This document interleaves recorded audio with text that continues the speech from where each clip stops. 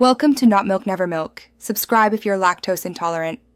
In this video, I will show you how to cook flat iron steak. Start by patting your flat iron steak completely dry with paper towels.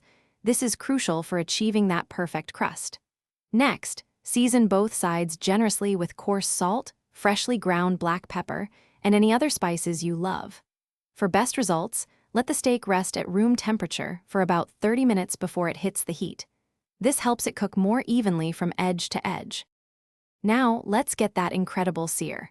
Place a cast iron skillet over high heat until it's smoking hot. Add a tablespoon of high smoke point oil, such as avocado or grapeseed. Carefully place your seasoned flat iron steak in the hot pan.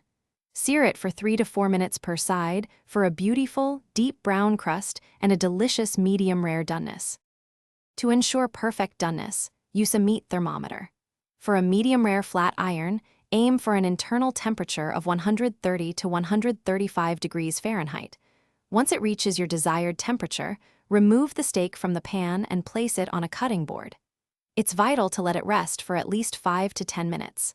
This allows the juices to redistribute, ensuring a tender and flavorful bite. The final step is crucial for tenderness. Always slice your flat iron steak against the grain into thin, even strips. This shortens the muscle fibers, making each bite incredibly tender and easy to chew.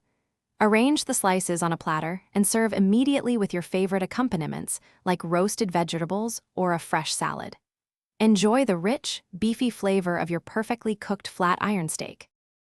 Thanks for watching. If this was helpful, leave a like and consider subscribing. See you next time.